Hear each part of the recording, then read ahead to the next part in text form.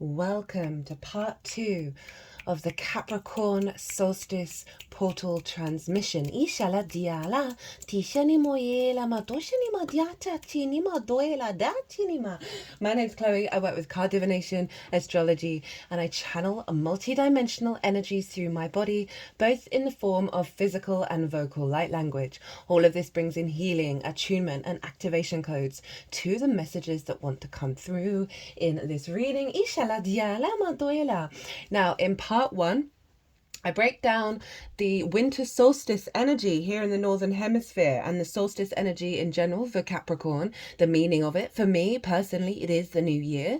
It's linked into the bigger Earth cycles. It's a massive portal for download energy. So I talk about all of that, as well as the astrology of the exact moment of when the sun moves into the sign of Capricorn on the 21st of December 2024. Pulled some tarot cards, also pulled 3 cards from a tarot deck that I usually use it just in my personal practice because it's, you know, a lot of decks, it's interpreted in a very specific way, and so it's important to read from the book, so I don't use it on this channel, but I was called to use it and I was told I needed 3 cards from it. And interestingly enough, we got the Magician in the Rider-Waite and the Shaman, which is the version of the Magician in that deck. So very powerful creation energy, as within, so without. And a lot of the messages that have been coming through, and it particularly shows up in this oracle reading, it's just scanning the energy. I've not read the cards yet. Of this inner recalibration of the magical reality within ourselves and our capacity to build for the long term and manifest that very Capricorn energy with those skills and tools. Also had some very cool channeling and transmissions show up in part 1, so I do recommend it. You might want to pause, go watch that video and come back and watch this. Now I'm going to go through these oracle cards. I've already talked about the astrology in part 1, so this is going to be mostly working with these oracle cards. And I just want to say there are 3 cards on deck that showed up in the Gemini full moon: the Memories of Atlantis, the Unicorn, and the Magician's Sword. And the last cut, and that was obviously the last full moon of the calendar year as well as the Earth year. And it jogged my memory that I've done an all 12 signs series for that. I work with 6-month cycles with the lunation, so that energy is still very live until we get to Gemini season next year. And the Capricorn reading for that Sagittarius, for that Gemini full moon felt very resonant as a collective message. And interestingly, what came through in the transmission in part 1 was very much in alignment with what came through in that Capricorn reading. And obviously that was the last lunation before the sun moved into the sign of Capricorn, before we got the solstice, which is when the days start getting longer here in the Northern Hemisphere. It's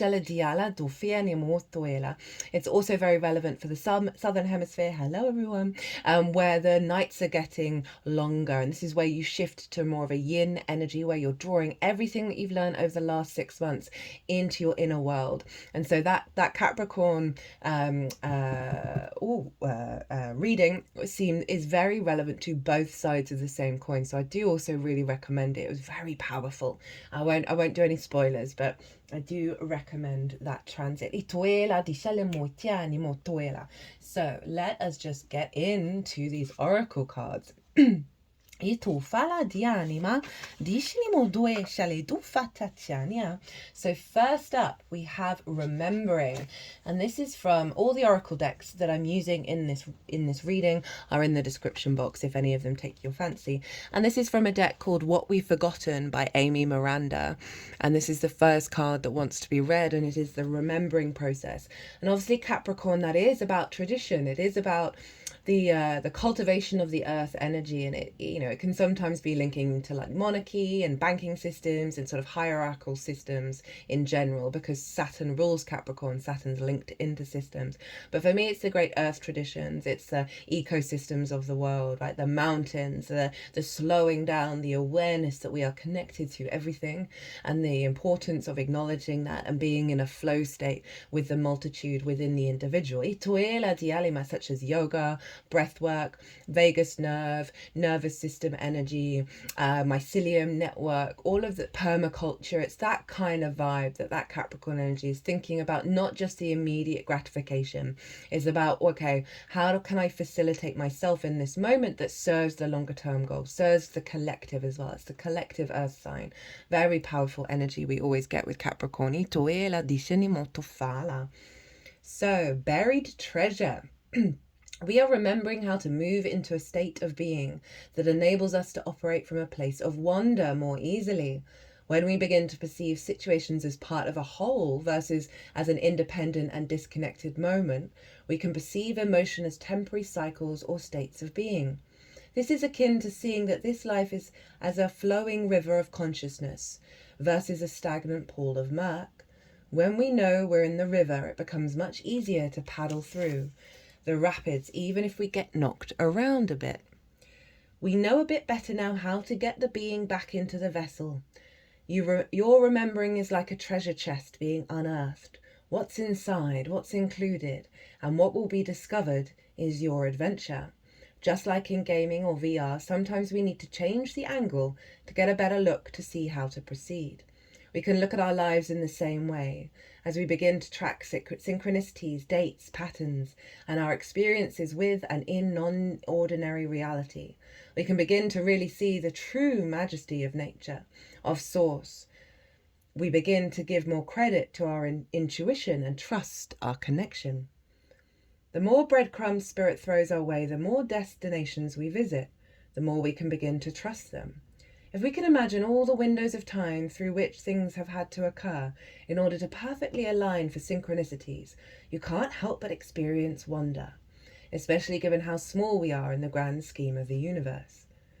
Consider how remembering may be helping you to unearth your treasures. Now, really, I don't need to read any more of the oracle cards because this kind of sums up the whole Capricorn energy and everything that came through already in part 1, and the fact that Saturn, the ruler of Capricorn, and whatever's going on with the ruler is influencing the sign that it rules, is over in the sign of Pisces, which is the non-rational, is the synchronicities, is the miracles, right? Is that vast ocean that river is guiding us towards, and our ability to tap into that wonder, into that magical reality. Ishala diala doshinimo ichatienima otofiala ishalama otuela dishinima dofachinima enama doela dishini. Oh, just tapping into the overall energy of these oracle cards is so it's like a balm I'm feeling, and an exhilaration as well as a groundedness. It's a very fluid and open experience of energy that I'm having right now, of really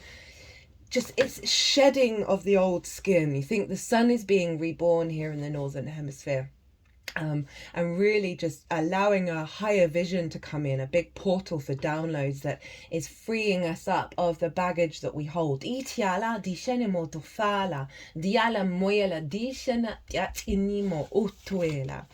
So I brought in this deck, it's called the Magical Botanical deck for the next card, and I linked this deck into predominantly the sign of Virgo, but genuinely earth energy, and the moon is opposite Saturn in the sign of Virgo, opposite Saturn in Pisces at the exact moment. They're both at the same degrees, 13 degrees of Virgo and Pisces, as the sun moves into Capricorn. So very appropriate energy to bring in.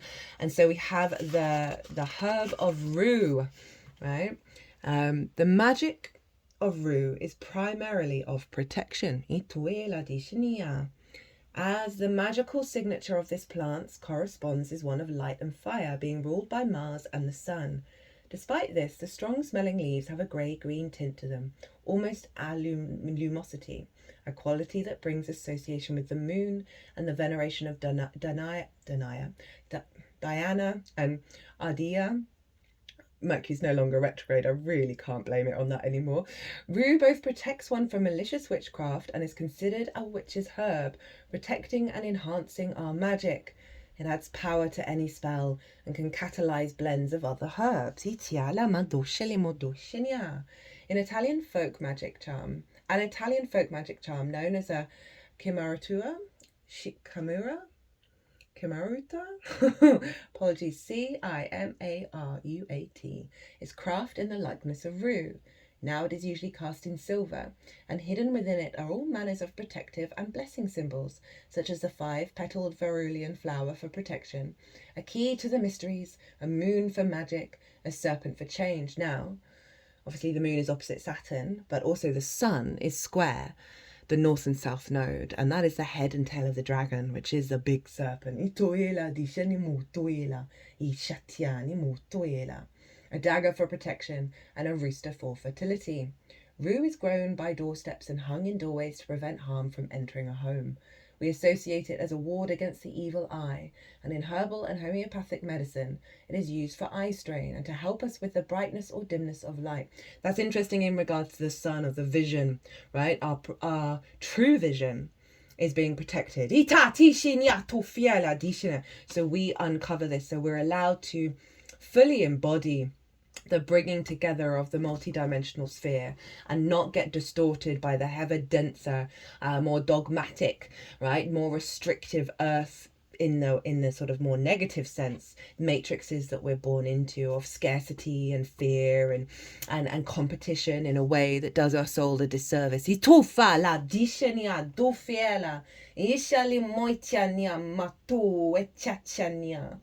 It is used on folk magic floor washes as green rue water, placed into soap, magical bath recipes, and even a version of 4 Thieves vinegar to protect one from disease. Despite this, rue is considered a dangerous herb and should never be handled by pregnant women, as it can be I won't say that word because YouTube might flag it. Rue is traditionally known as, okay, what I'm getting with that particular word, which is being banned in certain states in America, is that there's something that we're letting go of, that is being released because of this herb, that it's something that has distorted our energy, that this is bringing in protection from that by releasing it. They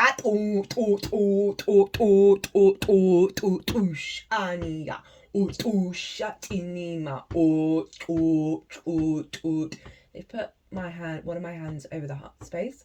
So this is clearly a heart wound that is being released, of really allowing that heart to guide us.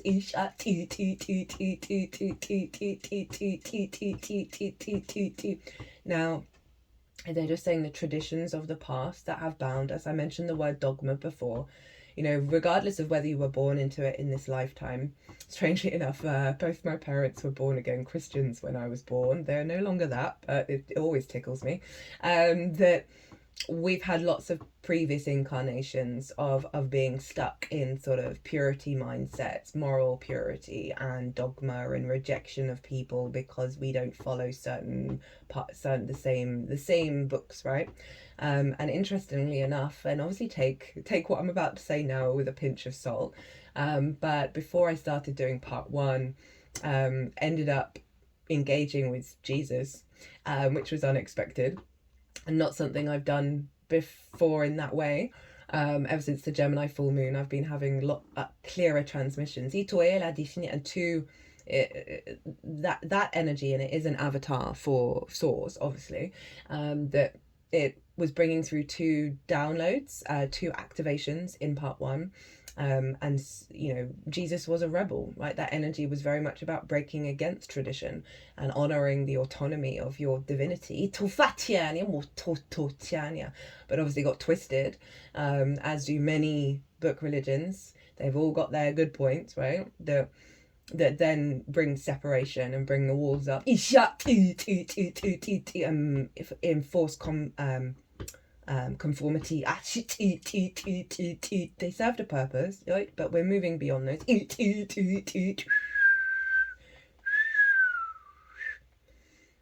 That stopped us from being free. Rue is traditionally known as the herb of grace, as it was used in Christian mass. Oh, that's funny. And exorcism. And then hitting the heart space, heart chakra.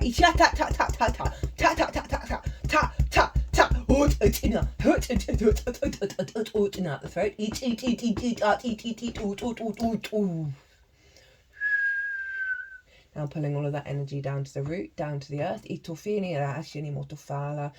I'm connecting to the Great Mother, and what came to mind was the Spanish conquistadors, moving over to the Americas and essentially wiping out all the indigenous people. Like, there's common themes everywhere, not just the Spanish, but that was the first that came to mind. But that was more the indigenous earth traditions. The work with the spirits of the animals, the trees.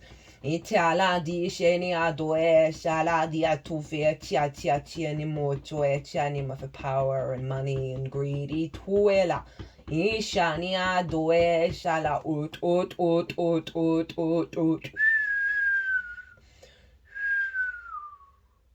Dishana ma ela ma dianima.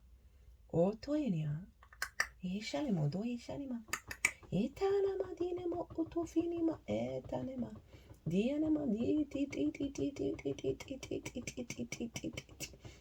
think they're taking some past life energy through the portal, so we're being released from it.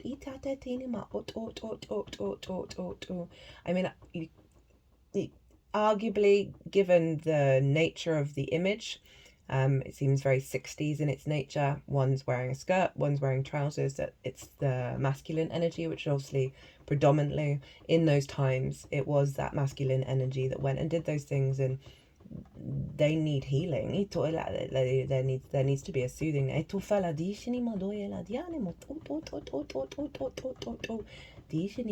Healing the ripples of time, healing the timelines.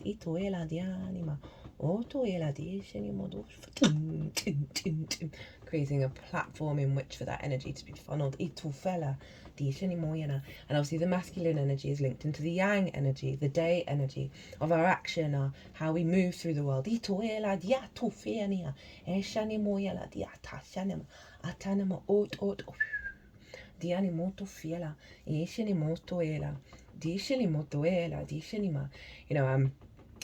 had a download the other day where these energies came through, and they were suggesting something, and I went to the kind of vibe of, is the devil testing me? And I realized, oh, that's still, it's, even though I'm not a Christian, I don't practice that. I'm aware of what I think about all of that and how I feel about all of that, but there was still some dogma within me that was nervous of certain things.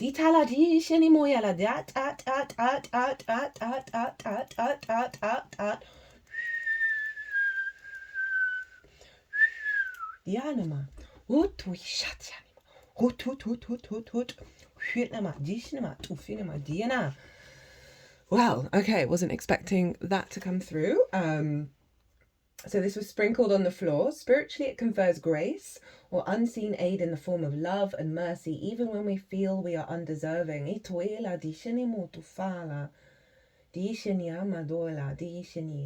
Rue is a curse breaker, dispelling ill wishes from others and ourselves, intentional or otherwise. Rue shields us with this grace, and can bring blessings upon us and our household. Rue tells us we need protection and blessings in our life, even if things appear to be going well. Forces are working against us, and we need to bring in more spiritual light and take precautions so no harm will befall us or our loved ones. Look to each of the symbols within the Kamutra, Nitoela Diana. The 5-petaled flower is actually the white or European Veruvian blossom, an all-purpose herb of protection, blessings, healing, love, and peace. Varian is associated with the fairies and honours the goddess Diana in her form of Queen of the Fairies. The key represents the key of mysteries, opening the gates we believe are locked to us. The moon aligns us with the blessings of the moon, and here in the form of the waxing crescent indicates slow and steady growth of good things.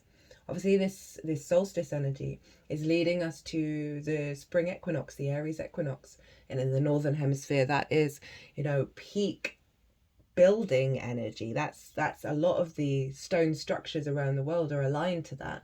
And so there's a real sense of the unfolding of our outward yang building energy that then gets ramped up at the Aries equinox. The moon is aligned with the serpent of regeneration. The dagger is one of protection and truth, sometimes equated as the poison dagger, while the rooster head embodies vigilance and guardianship at times when others would be asleep and unguarded. Affirmation: I am blessed and protected from all harm. My third eye is now throbbing. That's been happening a lot. Bringing us a deeper inner knowing. A deeper faith of the path that we walk.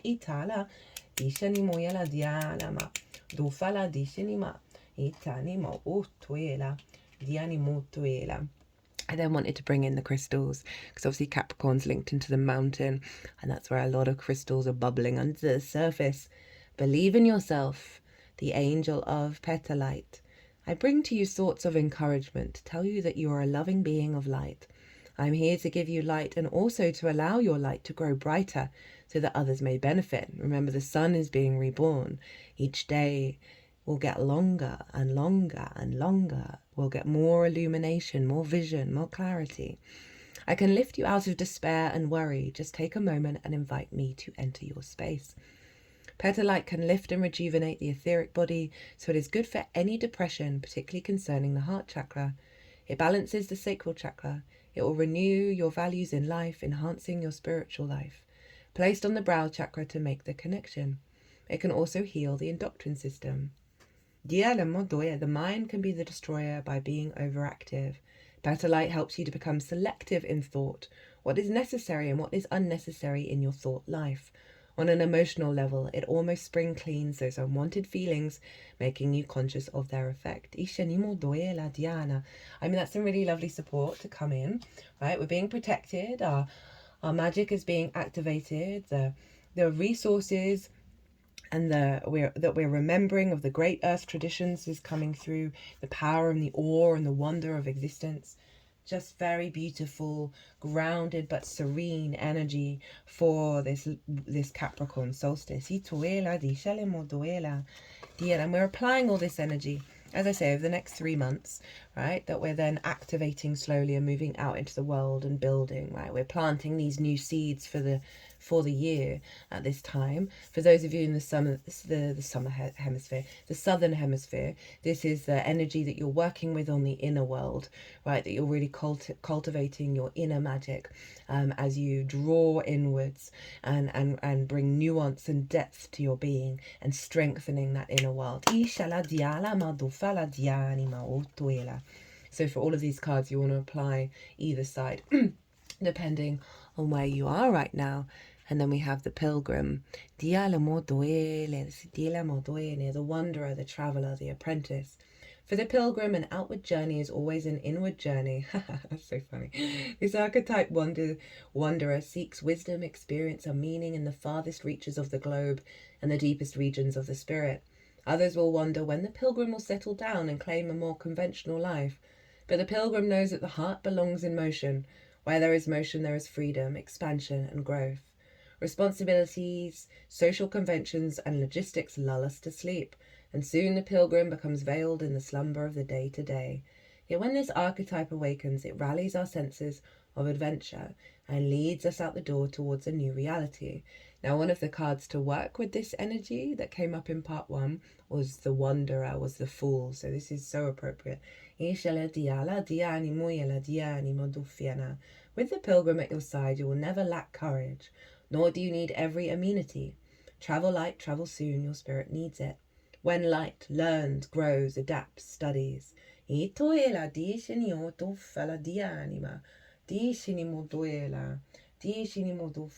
in the stillness of meditation, the pilgrim feels the movement of the heart towards what it loves.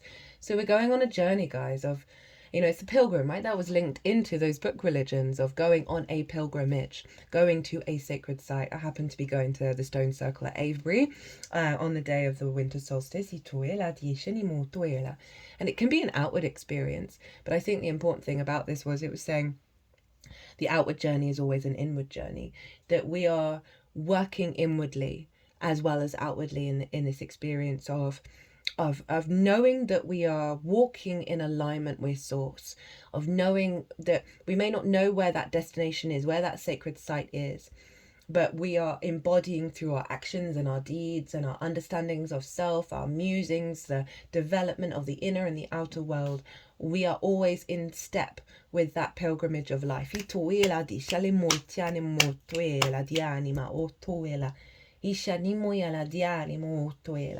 And it is this representation of embarking on a journey where we are more embodying the mystic, right? That came through very loudly in the Gemini full moon, because that moon, the sun and the moon were square Neptune. And in that transit series, the all 12 sign series, predominantly cups for everybody, right? That we are genuinely moving into a state of flow, a softness, and a deeper knowing, not knowing magic of the resonance of source in our emotional body, right? That's allowing us to understand that every little thing that we do, both internally and externally, is in alignment with source, is part of our path, right? Without the worry and the fear, it's simply a matter of being. Okay,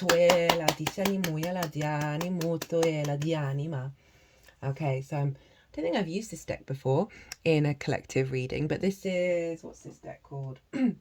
Something of the Vortex.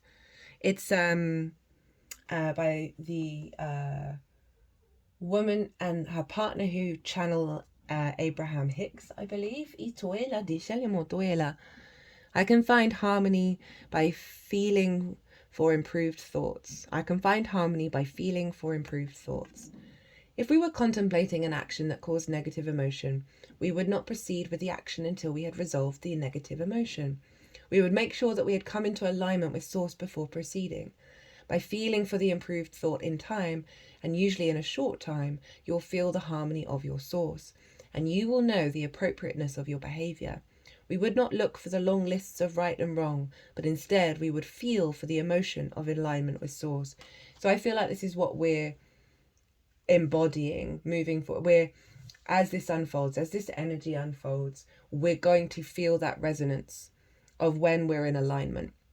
And I find mostly it's everything. It's every moment of every day, right? And that I've come to that space because source really showed me that even the things that I thought were blocks or failures all facilitated a future unfolding, a future alignment. And the more that I came into that awareness, the more I could embody it and genuinely have faith and trust and a knowing that everything is in alignment. Everything is going to unfold. Everything is in alignment with source. That I don't need to be in a fear state. I don't need to be planning and worrying and falling into the old dogma. I can be at rest. I can be at peace. I can be in a state of grace. So I really love that the energy with this is allowing us to unfold into a stronger alignment with that knowing within ourselves. Capricorn is linked into the bones, right? The structure of the body. Aquarius, that's also ruled by Saturn, is the nervous system, right? So the very bones of us, and bones hold a lot of power, are strong and stable and know and can walk this path in alignment.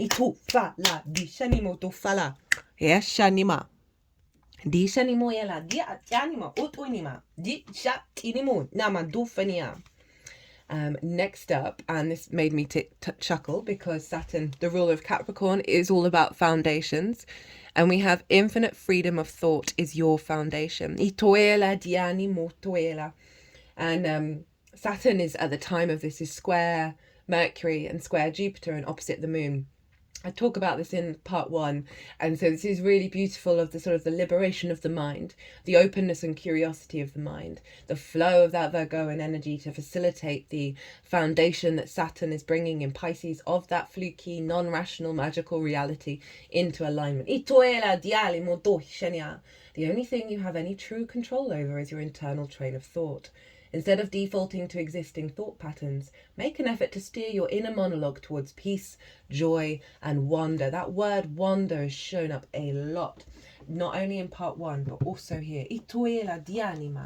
Of we can feel very burdened down by life, and is what just channeled of the past experiences of past lifetimes and the ancestors. And we are here to unentangle that frequency. right? And allow our own frequency and of that of joy, of that of love, of the heart. Mars is retrograde at the moment, working through the barriers around our heart in the sign of Leo, because Leo rules the heart. So we're really getting into a stronger alignment around that.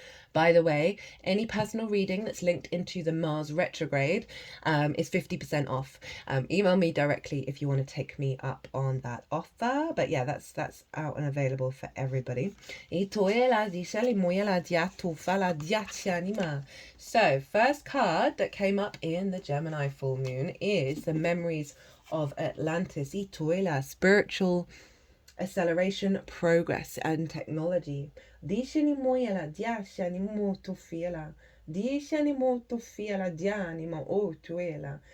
has it that the Atlantis was an advanced civilization that existed thousands of years ago in the center of the Atlantic Ocean. And again, we can tie this into that Capricorn energy of not just the understanding of what a species has done to what we're aware of.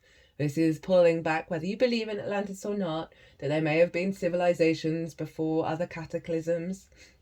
We still don't really know, but we can be open to those possibilities. There's a reason why that information has become more prevalent, of the wisdom from there, right? Of the wisdom that those ascended masters, those who've walked on this earth before we have, and bringing that wisdom into alignment with where we're at now. People were highly evolved and had many spiritual gifts. They were telepathic, extremely psychic, and known for their ability to combine the laws of science and spirituality to develop technology and create heaven on earth. That's what we're here to do. We're not here to escape. We're not here to ascend. I mean, if you want to, sure. But this is where all the fun is. This is where the creation is. And this is about how we get back to really embodying that and feeling it. Right? So many of us have gone through so many hardships, so many difficulties, so much fear, so much scarcity. And the biggest test of all is, even if that's still going on around you, to know that you are worthy of to receive, to be worthy of abundance and miracles, and hold space for that as a daily practice. But somewhere along the line, many of them stopped respecting their gifts and spiritual connection. Their disrespect for the earth and ocean caused a great cataclysm that brought their civilization to an end. The Atlanteans, who had continued to live with spiritual integrity, had an awareness of what was to come, and were able to achieve full ascension and move beyond the physical realm to that of light. They are now a congregation of evolved souls who, like the angels and masters, work with those upon planet Earth who are following the ascension path in alignment with devotion and love. We can ascend into the 3D reality by bringing source into it. That's the point, right?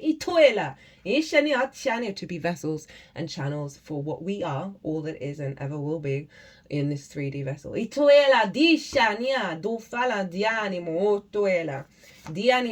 are being transported through a gateway to connect with the ancient Atlantis.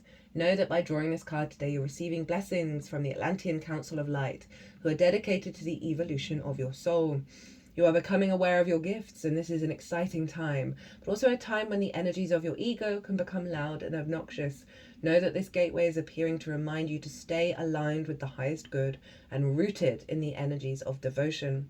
Then there can be a great coming together of the human and spiritual, and you can live in a more evolved way. So we're establishing a strong foundation with this. Our gifts are being more and more activated over the next 3 months. This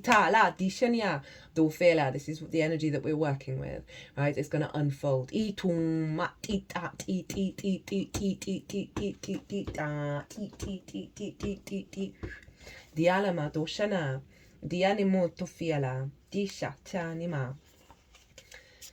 So next up we have, from the Spirit of Nature Oracle, I wanted to bring in some big earth energy. We have Gorse. Fertility wakes a fire in the mind. The whole chart, by the way, is being ruled by Jupiter and Mercury. Mercury's still in Sagittarius. Hello, fire. Jupiter's in Gemini. Hello, the mind. They ruled the whole chart for the Sagittarius new moon as well as the Gemini full moon. And they're ruling this chart as well, a deeper perspective, and how we engage with that deeper inner perspective out in the world and how we collect the information. This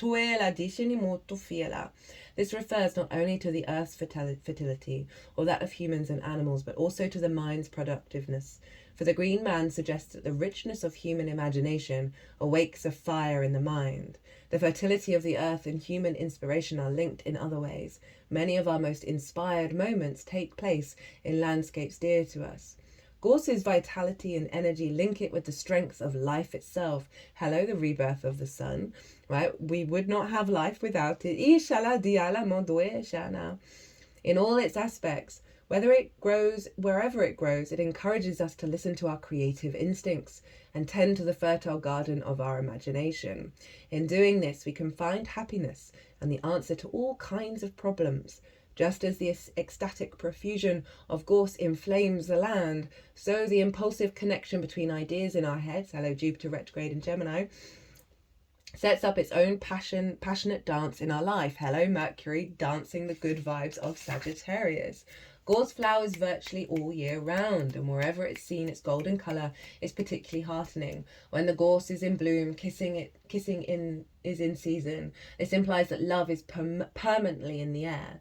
The yellow flowers of the gorse in full bloom, along with its evergreen leaves, inevitably link it with the sun and life's eternal nature. The gods revered gorse as sacred to Lu, the sun god indeed. In Brittany, the festival that celebrated him on the 1st of August was known as the Festival of the Golden Gorse. Its excellence as fuel made it important in all celebrations where fires were lit. During the summer months, when the fires were normally extinguished, people used to snuff bundles of gorse into the empty fireplaces as a reminder of the light that burned there in winter, as well as to keep spirits from entering the house through the chimney. So we're getting a lot of protection energy, guys, which is not usually an energy I tap into, but it's coming through. I've certainly been noticing in the lead up to this winter solstice, in the mornings, I'm setting more clearing of my energy, more protection of my energy. That's just felt very natural, where it hasn't done before. Because I'm like, well, all energy is all there is, and so therefore, why do we need protection from it? But there's obviously something going on. I cut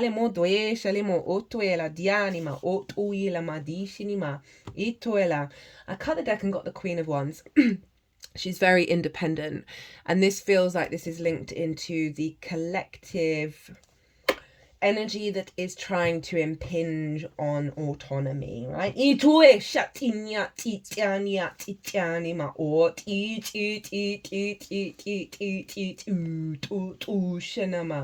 That, especially with the messages that are coming through with this ascension of our consciousness, with the Pluto, Neptune, Uranus formation, which I'm going to do a 2-part lecture on in the yin and then the yang signs, which is very, very, very, very, very, very, very, very, very rare, that there's potentially going to be throwback to that, right? As more of this magic comes through, more of the strangeness comes through. As I said, my channeling's gone up a gear. I know what I do. If I went out into a crowd, they'd probably find it a bit odd and they wouldn't know what it was, but channeling's becoming more and more of a thing. It's like, this is more and more people are getting into astrology, into tarot, and the more this starts momentum, there's a chance of there being throwback to it, right? That we do need a level of protection at the moment. So we still are confident in the way that we move through the world with this magic and not let the group think affect us. They're hitting over the third eye.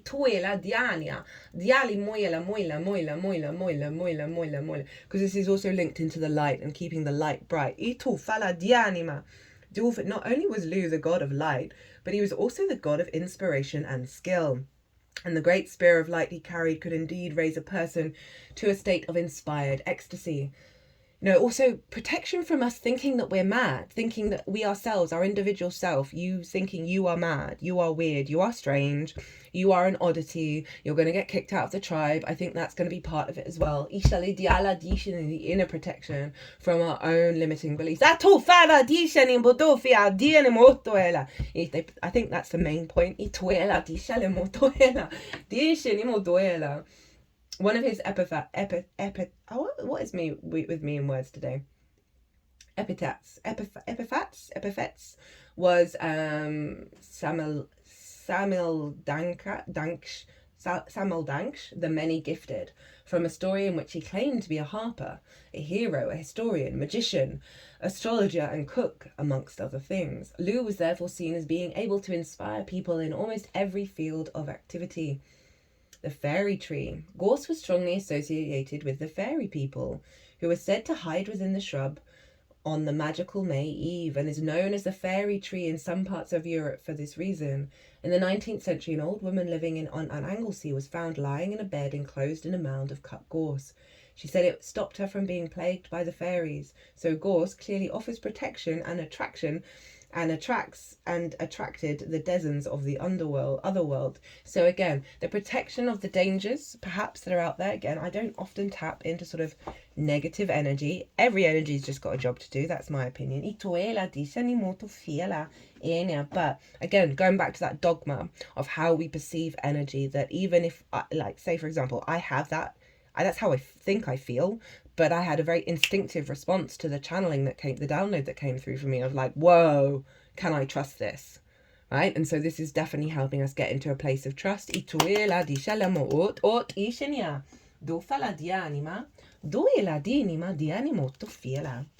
So this is another card that came up in the Gemini full moon, and we have the unicorn reconnecting to higher wisdom or divinity. It's difficult to see, hear, or think of a unicorn without immediately questioning if it's real. Did they ever exist? Perhaps long, long ago. The mind answers maybe, or it could be, or no way. Oh, that's going back to the trust thing, right? Of we are going to be waking up to things that were previously deemed fantastical, right? And beyond the real energy, right? So this is allowing us, this is protecting us to not fall into a state of mistrust, right? And be open.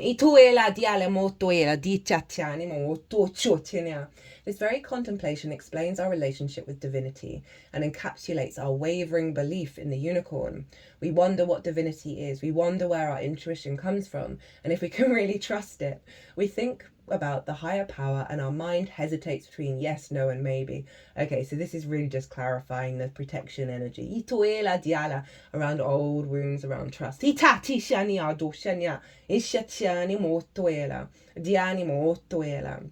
Is it male or female? Does it have a name? Is it just a feeling? The unicorn card appears and wakes us up to curiosity about the higher self and the divine. It is a card of questioning, exploring, and contemplating the inexplicable. The mind's eye knows there is something beyond our day-to-day lives, a deeper dimension to our experiences. The mind's eye reaches and reaches and reaches out to grasp something more. You are the unicorn, and you have begun your quest for the answers. The unicorn and the sixth chakra. It is no surprise that the subtle essence of the unicorn card resides at the third eye, the exact place from which the unicorn's horn extends. Now, this was really interesting because I did the oracle reading last after the all 12 sign series of the Gemini full moon, and almost in all signs series, my third eye was throbbing and I was doing clearing of it. And then this card, I was reading this card and it cracked me up. I was just like, oh, that makes a lot of sense. And my third eye is throbbing right now. This center is called the Ajna chakra, or the command center. The ancient yogis believed it to be responsible for our intellect, intuition, and deepest wisdom. Some say our two eyes see the past and the present, while the third eye peers into the future, right? So we're going on a quest to open up to source and trust and believe in fairy tales.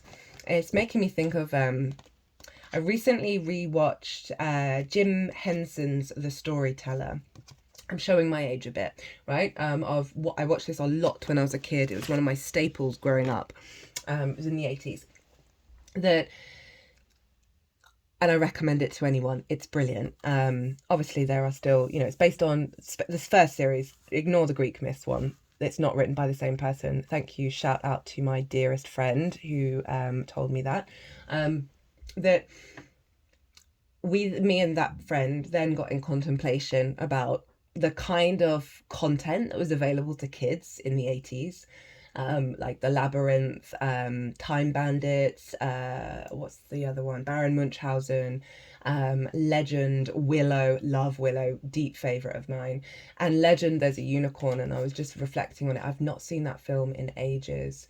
Might want to go tap into that actually. But there's that very sort of capacity to engage in the magic of the imagination, right? And not dismiss it as just the imagination. That is our creative force of the awareness of the possibilities of different realities. Whether they match that imagination is not the point. This imagination on our ability, I always used to think dragons still existed, they're just hiding from us. I still believe that. Of really allowing your third eye to guide you. You may want to do some meditation and ask to open that up and open up your imagination and see what comes through. That's part of what will help us along the path, is to hold space for that imaginative place, right, of things that are deemed to be myth and not to be real, and see what it is that they stir up within us in terms of our creativity.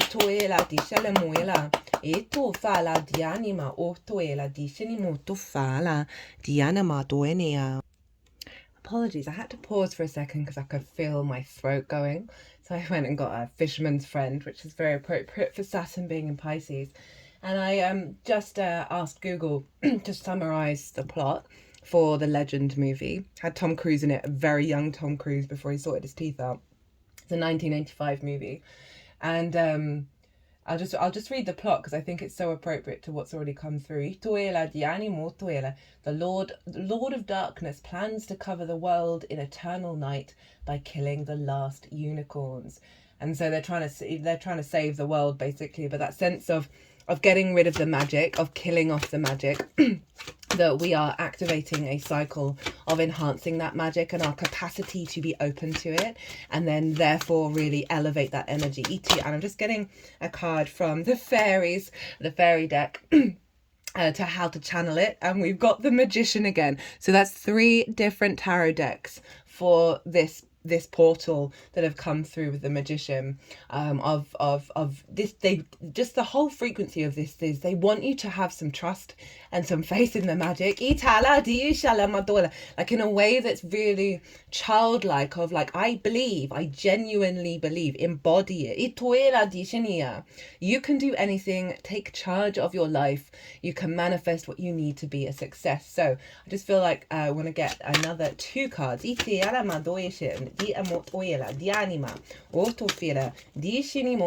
to help us channel that unicorn energy, channel that faith, that belief.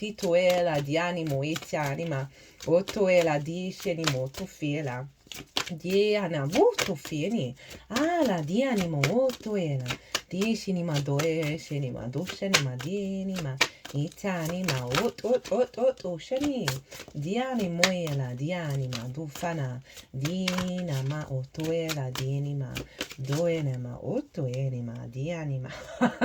Okay, so I stopped shuffling and cut the deck, and what did I get?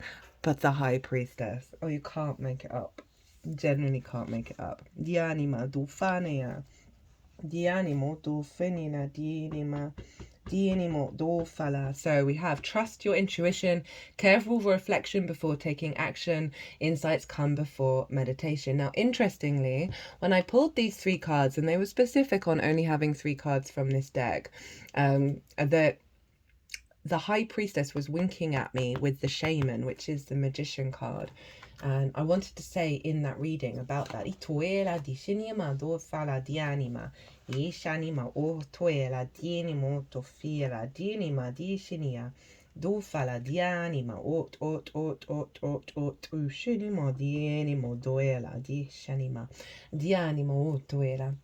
So, right, we've got the yin and the yang of it all. We've got the inner and the outer world, and cultivating of this very powerful magical energy into our life. So again, they're just sort of saying, you got the tools. The fairies are coming along and saying, hey, this is legit. This is real. You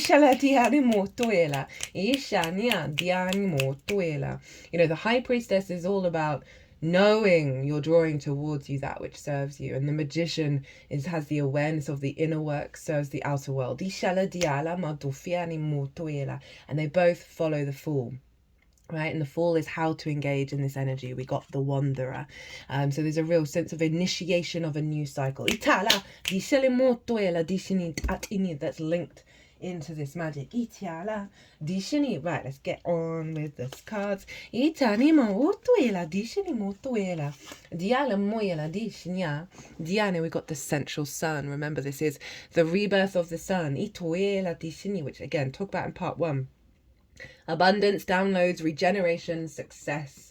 Our sun is the center of our solar system, solar being the key word. All the planets orbit it. We use this journey to measure time, space, and even our birthday. The sun helps us connect with our journey and see how far we've come. It is just far enough away to create the perfect conditions for Earth to become abundant with life. In ancient Greece, the sun was known as Helios. In ancient Egypt, it was Ra. Worldwide, the ancients knew the importance of the sun.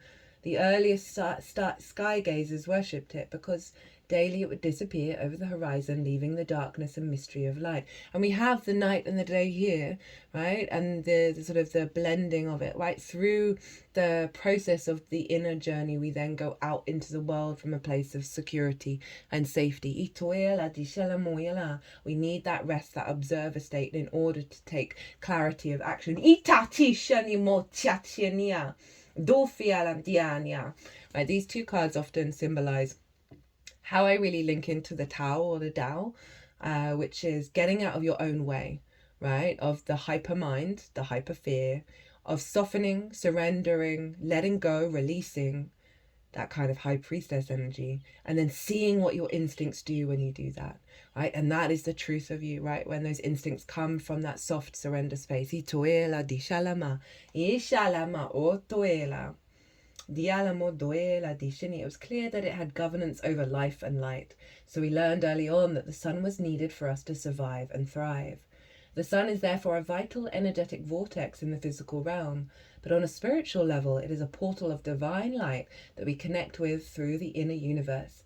It is a spiritual gateway representing the center of the multiverse, a sacred energetic portal that irradiates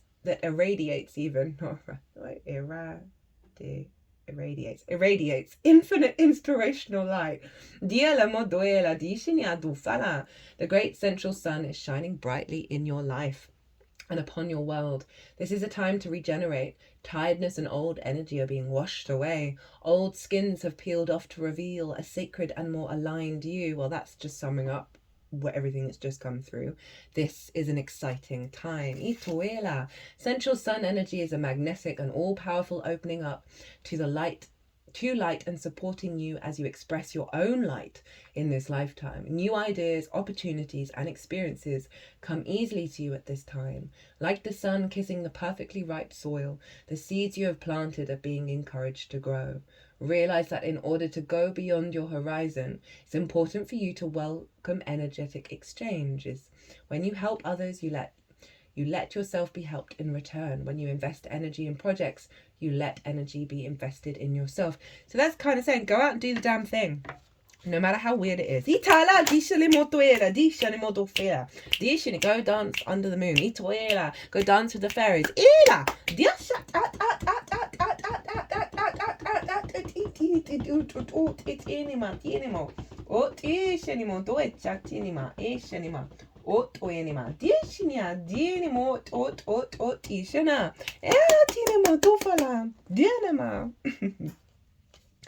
Right, so next card, Star Gathering. These are all from the Carl Gray Gateway of Light Activation card. I wanted to bring this deck in because I've got a lot of earth energy here of bringing that more galactic energy onto the, because we're here to blend both of those in this incarnation. Stars aligned, remembering home, soul, family. There is something powerful about looking up into the midnight sky. Seeing that vast openness, we recognize that we are a part of something that is beyond our understanding. This card brings that feeling directly to us, that feeling of utter connectedness to the stars, where we fall in and out of a dream state and wonder about the meaning of life, the universe, and everything. Star Gathering is a powerful card. It is the energy of home. Before we joined the cycle of life as a human being, we were part of the cosmos. And that feeling of being connected to the stars is a memory of what we were before. This card reminds us that we have star power and star potential, but we are not the only star in the world. For when we switch on our light, we attract more star energy and even our own star family. The stars have aligned. You have found the lost pieces of yourself and your energy, and now is your time to shine. You are magnetic, attracting people, energies, and opportunities that will allow your dreams to unfold. This is a time of wishes fulfilled. All of your dedication, focus, and dreaming has paid off, and now you can reap the rewards. It's important for you to know that this plane of existence is your rightful place, and not to spend too much time trying to transcend this reality, for you chose to be here at this time. Make the most of this powerful opportunity, for if you're feeling particularly connected to certain individuals at this time, it's because you are finding your star family, beings you connected with before you entered the cycle of physical incarnation. And as long as you are connected to yourself, you are home. Ooh, I like that. I like the stars and the sun coming in, right, of the vibrancy of existence that's leading to opportunities that are aligned to your journey. As you being the star being that you are, right? So we're sort of moving, we're understanding the energy that we're working with and how it's all manifesting, right? That when we tap into this gets activated.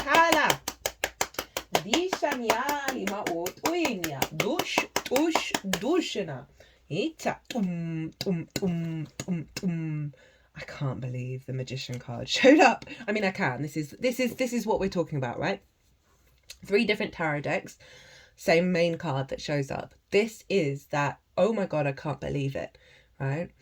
For ages, the person that I live with, we've been observing some really damn fluky synchronicities, like beyond fluky synchronicities, and how they're getting more and more and more. And it was more of the narrative, oh, that's weird, that's odd. And I was like, no, we've got to reframe this. This is our magical reality. This is the reality. And so and then the more we were like that, the more and more they've been coming in of like that awareness, observe. You know, Pisces is a yin sign. It is the observer, right? So Capricorn is a yin sign. It is this observe the truth of what's showing up, of what source is doing. And believe.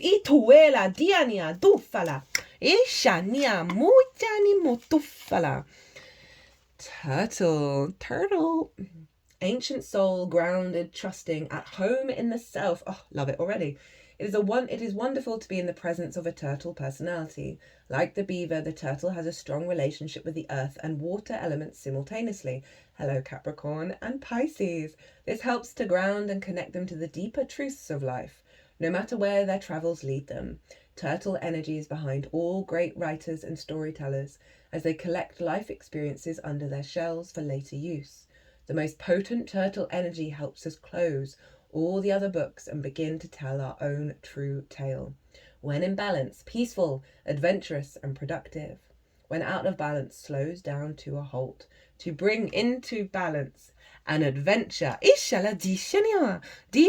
going to go out, we're going to explore, we're going to learn, we're going to see. We're going to have a deeper resonance within our experience, within the journey that we're on.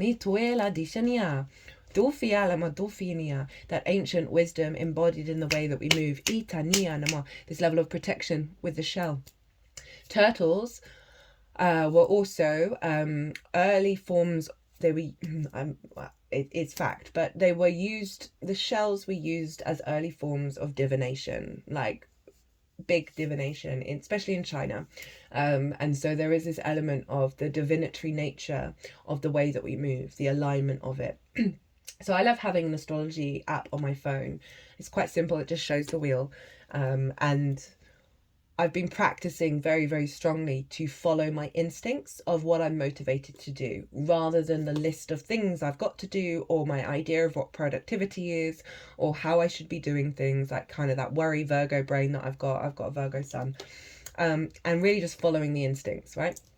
And I will often, when I'm in that space, I'll then get the app up and see what the astrology is. And it's so often very much in alignment. It's not that I'm looking to astrology in advance and planning something.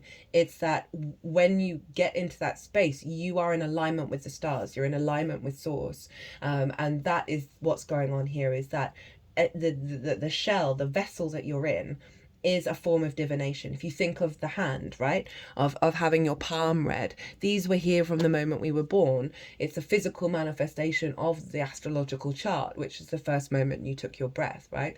That there's this energy of the weaving of the tapestry, right, of fate, and also the flexibility within it of how we move. And so there's a real sense of coming into our vessel and the awareness of its magical being and how it moves us and guides us, that's in alignment with the divination of source. That we are channelers, as I said, all right, and that's going to get more and more and more and more and more, right? The thoughts that you're having, right? Your instincts that you're doing, your emotional body, whether it's healing or whatever it is, every little thing in your life that you're doing is going to turn into a form of divination. And that by divination I mean the acknowledgement of the connection to source. So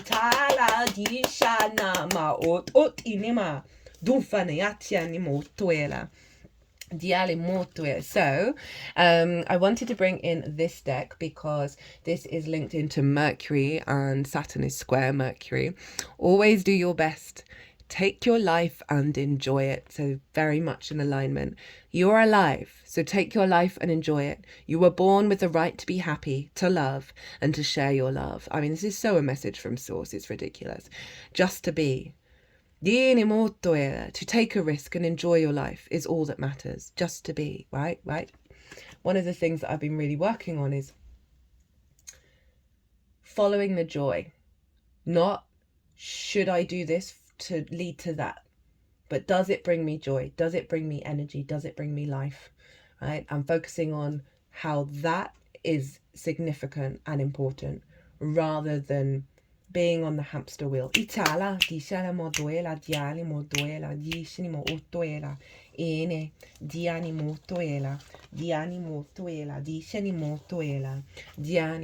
up, we have the oyster. Patient secret keeper hiding inner treasures. The focus and determination of the oyster is unmatched. Anything an oyster personality puts their mind to, they achieve with grace and charm. The only problem is, we got grace at the beginning and grace at the end of this reading. Grace and charm, where am I? The only problem is, oyster types often take their inner gifts for granted. They become shy or doubtful, and this can lead to withdrawing and protecting their deepest desires and life's work. When the oyster card appears, it's important to reveal your inner treasures. What is it you've been hesitant to share? The world is waiting to see. Again, this is the magic. Those inner gifts within you, and they can come in many different forms and not necessarily the stereotypes of what magic is, but it's that acknowledgement of something much bigger than the rational headspace can comprehend is coming to the forefront. And that oyster card is allowing us that space to, one, put in the determination to do what it is what we need to do, and it's also a gentle reminder to allow ourselves to open our shell, right, and reveal that pearl. Being open to receive. And often being open to receive is to receive being seen by the other, right? Whether that's source, the outside world, people in your life. When in balance, feels blessed, generous, and masterful. When out of balance, reluctant, gripping, clams up. Right, final card. And again, this is the third and final card that showed up in the Gemini full moon. Just clocked, because I was just thinking of Mercury when I see this, rather than the Magician, which is Mercury in the tarot. But we've now got 4 Magician cards. Never had that before. Confidence in your magic. Nothing can stop you, the beauty you seek. When the Magician's sword appears, you are called to cut the cords that bind you to the old thought forms and beliefs, or to friends who are not true, with the power of the Magician's sword. Nothing can stop you, hurt you, or turn you away from the beauty you seek, or the goal you desire with all your heart. The sword is a tool, not a weapon, so make sure you wield it wisely and for the greater good. Find the stuck places where you are kept tethered to a toxic person, a particular location, or a faulty thought or belief, and let the blade do its magic. You have a large endowment of magic available to you when you believe in miracles. But don't look to the heavens to grant you a wish, look within. Use the magician's sword to cut through limiting beliefs, and remember that all beliefs are limiting, and focus your intention in order to create what you wish. You have all the tools you need for the task at hand. You need only muster the wherewithal to deploy the resources you have. When the magician's sword appears, it is the time to get moving. This is not a tool for contemplation, for gazing at the finely polished edge. It is an instrument calling for decisive action. And remember, the sword is alive, with a wisdom you can summon to help you find the best course of action. Do not hesitate. Act. Ishala. Dofala. Dishini motuela. Dishini alama. Otuela. Dishinia. Dofala. Enema. Etinima. O toela, dishinimo, o toela, dishinimo to fila, dishinima ela, dianima, o toela, dishinimo do fala, dishinima, o, dishini, dialama, o, tot, it, o toinima, dishanimo, yanama, dianima, dianima, dianima, dianima, dianima. Dianima, dianima, dianima, dianima, dianima, dianima, dianima, dishinima, otoenima, dishienima, oniminima, dishinimi, animoni, animotofala, dishanama, oinama, itinima, enema, otoela, dianima, dianama, otoela. Cut the deck and got the Page of Swords. Right, our capacity to learn from the past, be present in the moment and move to the future. Objective, allowing these new ideas, these new possibilities, these new perspectives to come in. Right, Ituela Diana. Page of Swords for me is my timeline cruncher. Ituela, the time traveler, bringing the wisdom from the past with the intention of moving to the future. Getting back to our true nature, not the distorted reality that we have been born into. Ituela dishanima otuela. Dinima otuela, dianima ot oshanima, dialama otuela. Not away from the devil, right? The trap, the loss of freedom, the fear, the ruthlessness. Towards the sun. Freedom, nature, free-spirited innocence. Itinia, dishanama otuinima, dianimo otuela. And then the fall. Voyager, journey, progress, pathways. Well, I think I might leave it there. Actually, no, cut the deck and got the moon. This is Pisces. Mystery, instinct, discovery. So they're all summing up, basically, the whole reading. I hope you enjoyed this. I hope it resonated. I had a lot of fun doing this. If you want a personal reading, my details are everywhere. You can book through my website. Or if you want to pay by PayPal, email me direct. Again, if you want to do a Mars retrograde personal reading, they're 50% off at the moment. So just email me and we'll sort that out. But other than that, my loves, my darlings, enjoy this ride. What a reading. For the next 3 months, this is what we're working on. We're really grounding into our foundations, this magical reality.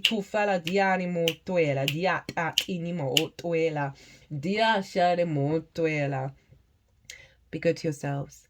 Be good to those around you. Safe travels and be well until we meet again.